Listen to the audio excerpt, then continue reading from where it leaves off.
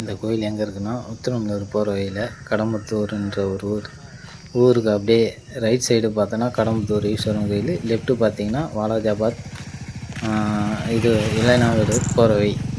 அந்த வழியில் உள்ளே பார்த்திங்கன்னா மாகர்னு சொல்லிட்டு ஒரு ஏரியா. அந்த மாகர் உள்ள இருக்குது இந்த சிவன் கோயில். இது பல்லவ ராஜாவால் ஒரு 3000 4000 வருஷம் பழமையான கோயில். அவர் கட்டின கோயில். இந்த இடம் எங்கே இருக்குன்னா ஆத்தங்கரை ஓரத்தில், லெஃப்டில் ஆறு, ரைட்டில் வயல்வெளிக்கு சென்டராக இருக்குது. அந்த இடம் போனீங்கன்னா, நாங்கள் போகிற டைம் ஈவினிங் டைம்னால கோயில் மூடியிருந்து, நீங்கள் போகும்போது அங்கே லோக்கல் ஆளுக்கிட்ட யாருன்னா கேட்டு எப்போ வருவாங்கன்னு கேட்டு பார்த்துட்டு போங்க. இப்போ தான் 2025 தான் கும்பாபிஷேகம் பண்ணியிருக்காங்க. சேகர் பாபு அவர் தான் கும்பாபிஷேகம் பண்ணியிருக்கார்.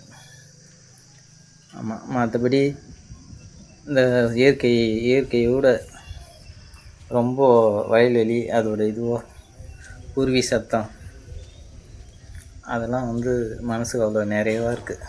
அந்த மாதிரி ஒரு பீஸ்ஃபுல்லான இடம் இருக்குது.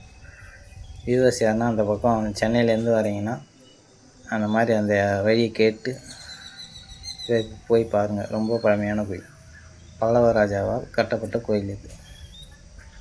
இந்த கோயில் காஞ்சிபுரத்தில் எங்கே இந்த மாடல் பார்க்கலான்னா, குபேரன் கோயில்னு சொல்லிட்டு ஒன்று சொல்லுவாங்க. ஏகாம்பரநாதர் கோயிலுக்கு முன்னாடி லெஃப்ட் சைடில் அங்கே இருக்கும் இந்த கன்ஸ்ட்ரக்ஷன், இந்த மாடலில் உள்ள ஒரு கோயில் இது. நீங்கள் காஞ்சிபுரம் வந்தால் இதே மாடல் இங்கே பார்க்கலாம். சொரங்கேஸ்வரர் அந்த கோயிலோட பேர். வந்தீங்கன்னா கண்டிப்பாக பார்க்கலாம்.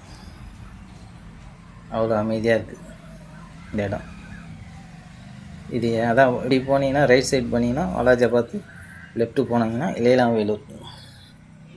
இது ரெண்டுத்துக்கும் சென்டராக இருக்குது இந்த இடம். வந்தீங்கன்னா கண்டிப்பாக பாருங்கள். அவ்வளோ அமைதியாக இருக்குது இந்த கோயில்.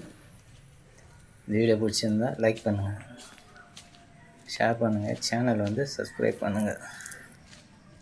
அப்புறம் இந்த மாதிரி சிவன் கோயில் பற்றின வீடியோ நிறைய இதுக்கப்புறம் வரும். வியூவர்ஸ் யாருன்னா உங்கள் ஊரில் உள்ள சிவன் கோயில் இருந்தாலும் சொல்லுங்கள். அதை வீடியோவை எடுத்து போடலாம். இது ப்ரமோஷன்லாம் கிடையாது.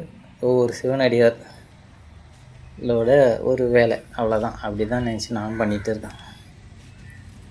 எதனா வீடியோவில் தப்பு எதனா இருந்தால் மன்னிச்சிங்க. நெக்ஸ்ட் டைம் போடும்போது அதெல்லாம் எதுவும் இல்லாத போட்டுப்போம். அவ்வளோதாங்க. பக்கத்துலேயே சேர் ஆறு.